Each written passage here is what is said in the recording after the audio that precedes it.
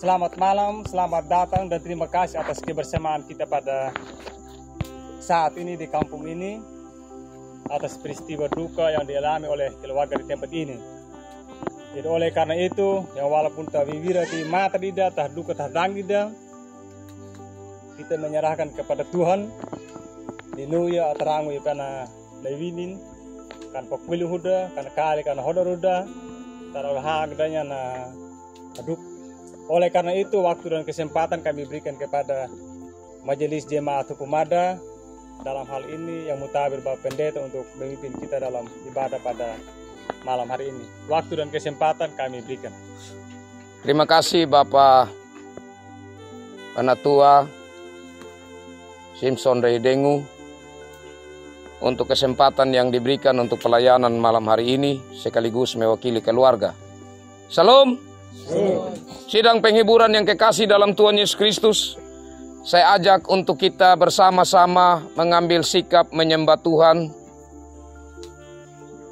Dan mari kita masuk di dalam ibadah penghiburan ini. Memulainya saya ajak kita bersama-sama menyanyi dari Kidung Jemaat 457, baitnya yang ketiga. Ya Tuhan, tiap jam di suka dukaku, jikalau Tuhan jauh, percuma hidupku dan kata-kata selanjutnya. Ya Tuhan, tiap jam di suka dukaku. Ya Tuhan, tiap jam di suka dukaku, jikalau Tuhan jauh, percuma hidupku. Kita berdoa. Dalam setiap waktu yang Tuhan anugerahkan untuk kami jalani, Tuhanlah yang kami butuhkan dalam kehidupan kami. Karena kami yakin bahwa Tuhan adalah pencipta dan penyelenggara hidup kami. Tuhan yang adalah sumber berkat dalam kehidupan kami. Dan malam hari ini, kami datang ke hadapan hadirat-Mu ya Tuhan, memohon berkat, kekuatan, dan penghiburan dari-Mu dalam peristiwa duka yang Tuhan izinkan kami hadapi. Dan kami mohon berkat, kekuatan, penghiburan-Mu lewat firman-Mu yang akan kami dengar, kami renungkan bersama. Dan kami mohon Roh Kudus Tuhan berkarya, sehingga kami semua dapat memahami maksud firman-Mu. Firman-Mu menjadi bagian bagi kami, terlebih khususnya bagi Ama Okta, anak-anak, anak mantu, keluarga yang sungguh merasakan kehilangan. Biarlah ada kekuatan dan penghiburan dari sabda-Mu. Mari Tuhan datang dan berfirmanlah bagi kami. Dalam Yesus Kristus, firman hidup, kami berdoa kepada Bapa di sorga. Amin.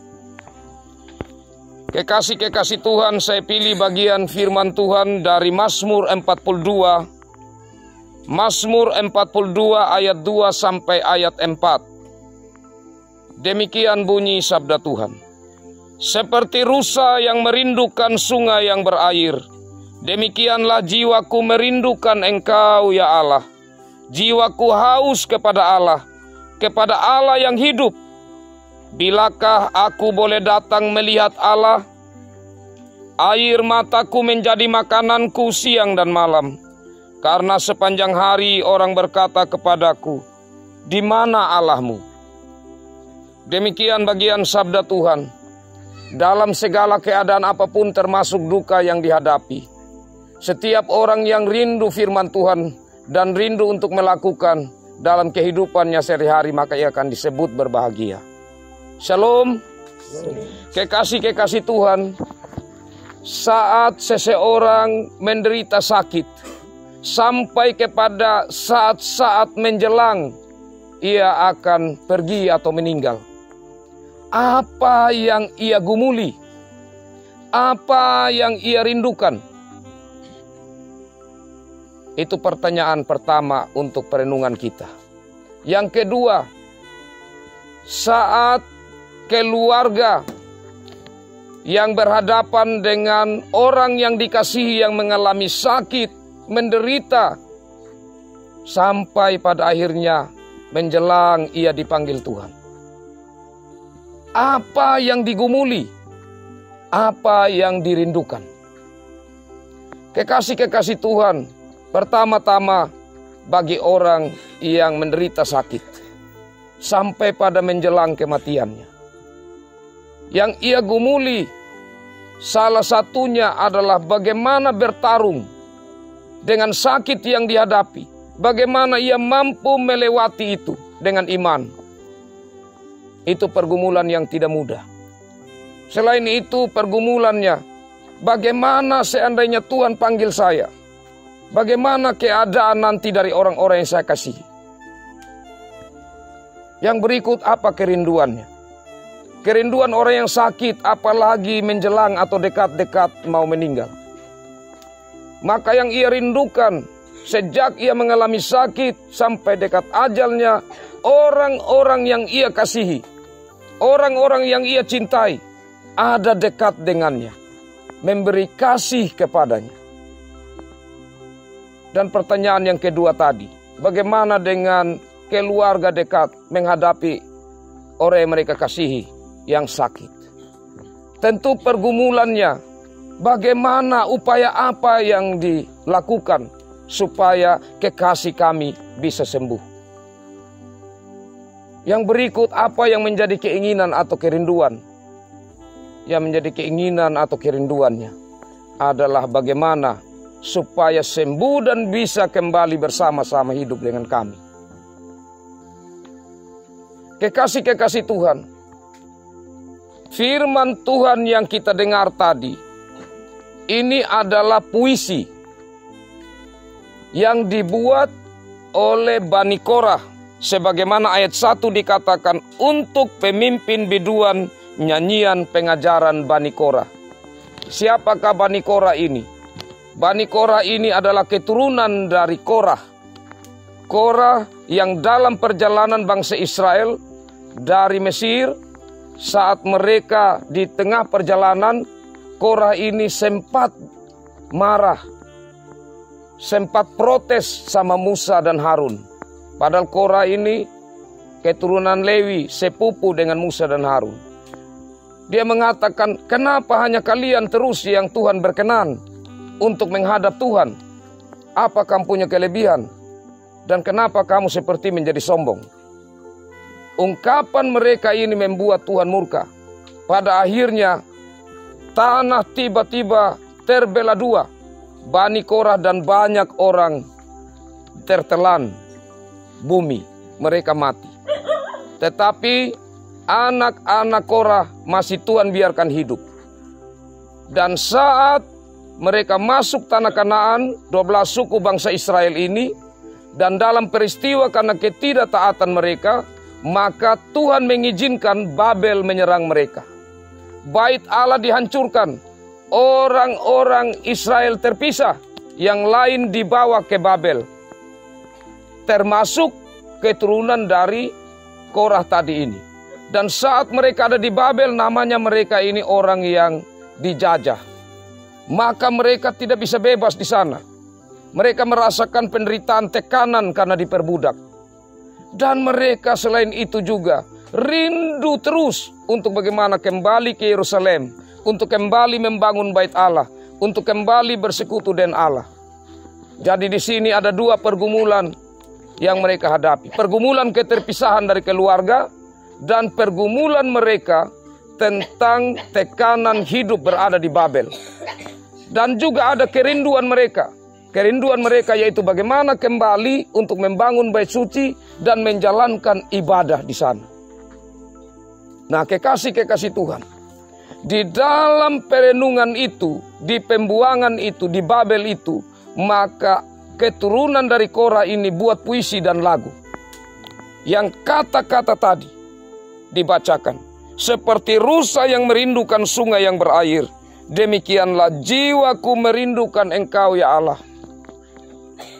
Kerinduan mereka sangat mendalam kepada Allah, karena mereka mengingat kembali bait Allah, simbol kehadiran Allah di situ. Mereka percaya di saat bait Allah ada di situ, mereka yakin bahwa Allah sedang ada di tengah-tengah mereka.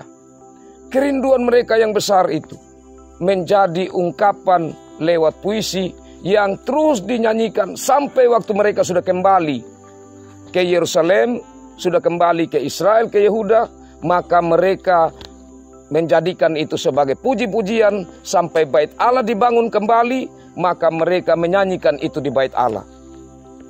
Seperti rusa yang merindukan sungai yang berair. Rusa ini gambaran tentang diri mereka yang merindukan akan Allah. Rusa dalam perjalanan, ia tentu akan mencari di mana tempat ia dapat melegakan dahaganya akan kehausannya terhadap air. Kalau dia sudah dapatkan, maka di situ dia merasakan ketenangan yang luar biasa. Jiwaku haus kepada Allah yang hidup. Bilakah aku boleh datang melihat Allah? Ini satu kerinduan yang besar dan permohonan kepada Allah, supaya kiranya Allah kembali membawa mereka pulang, agar rasa haus mereka, kerinduan mereka yang besar itu boleh terpenuhi.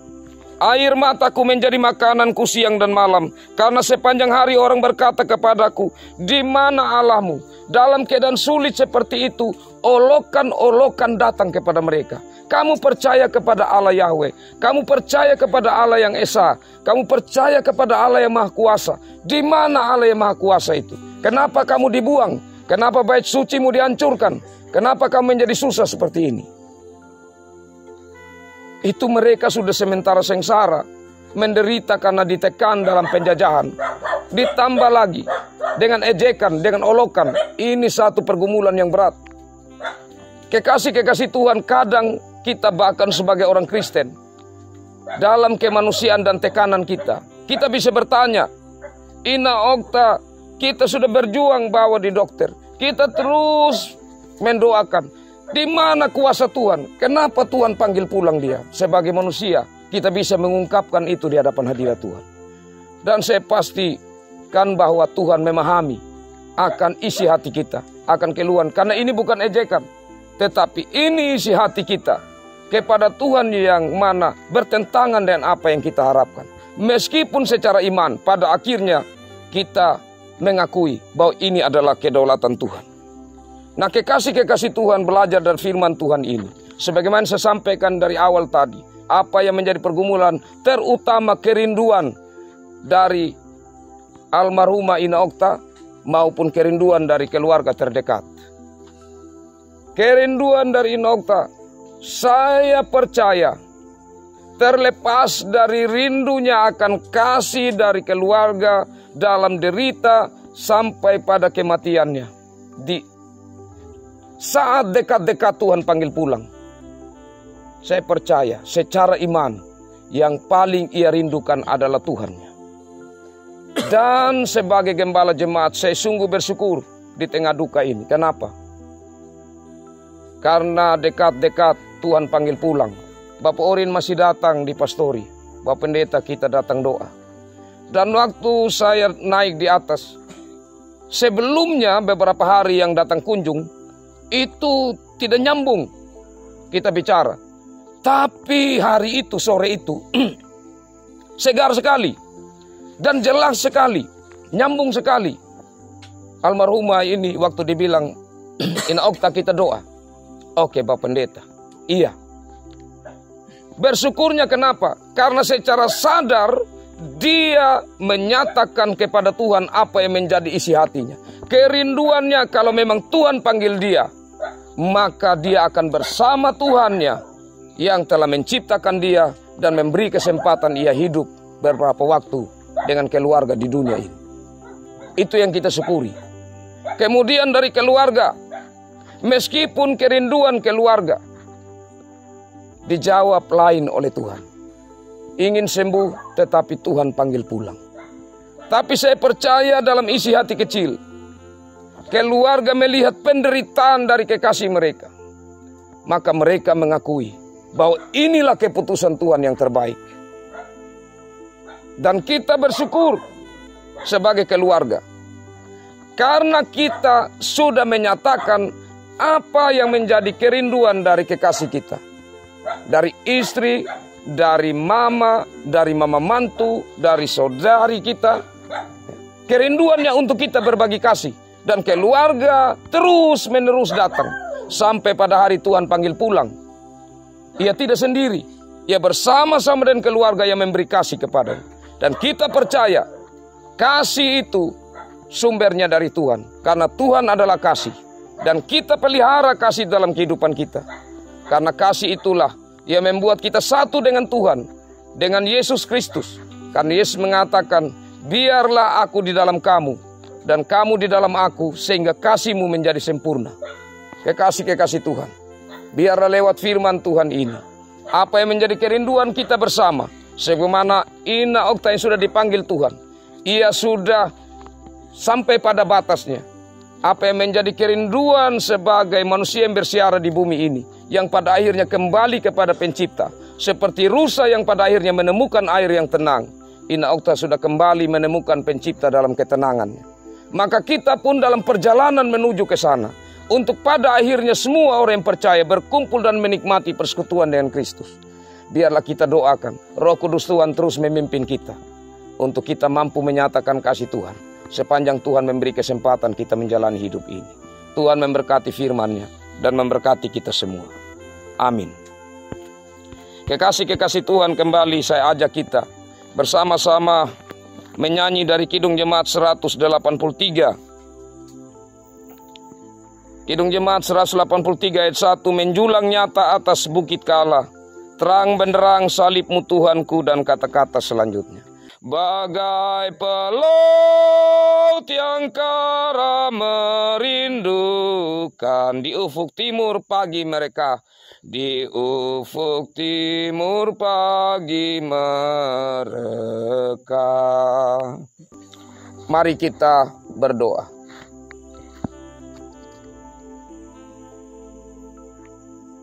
Bagai pelaut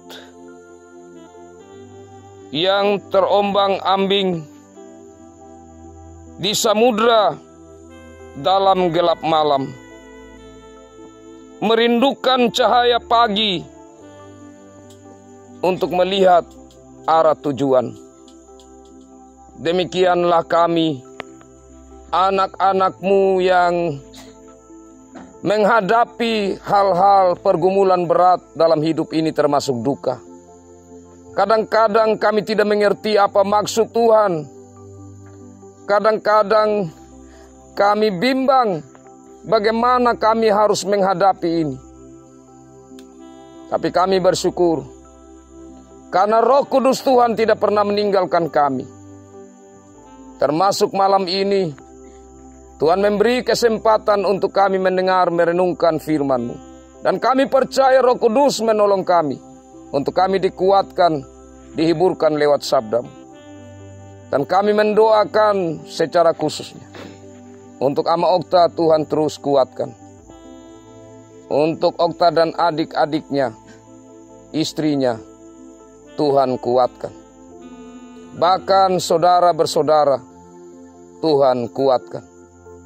Karena kami percaya bahwa kekuatan yang sejati dan penghiburan yang sejati datangnya dari Tuhan. Dan terus pakai kami, saudara bersaudara keluarga, untuk mewujudkan kasih Tuhan lewat kehadiran menghibur, menguatkan, dan untuk berbagi kasih dari apa yang dapat kami lakukan. Ya Allah Bapa dalam kerajaan sorga, kami pertaruhkan akan duka yang dihadapi ini. Hari-hari yang akan dilewati ke dalam tangan pengasihan Tuhan. Jauhkanlah hal-hal yang menambah beban keluarga. Bukalah pintu berkat dan lindungi tempat ini, keluarga ini, dari hal-hal yang membuat mereka merasa semakin sedih dan berduka. Ya Allah Bapa dalam kerajaan sorga, malam hari ini khususnya dalam kebersamaan kami pertaruhkan di dalam pimpinan Tuhan. Dan saat ini persembahan yang diberi keluarga, mari Tuhan berkati menjadi berkat bagi apa yang menjadi ungkapan syukur mereka untuk firman Tuhan. dan menjadi berkat bagi harapan mereka, serta menjadi berkat bagi pekerjaan pelayanan Tuhan. Dan juga ada rezeki makan minum yang sebentar dinikmati, mari Tuhan berkati, menjadi kekuatan baru bagi kami. Ini doa kami ya Tuhan, mengampuni segala pelanggaran kami. Dalam Yesus Kristus, jaminan hidup yang kekal, kami berdoa kepada Bapa di sorga. Amin.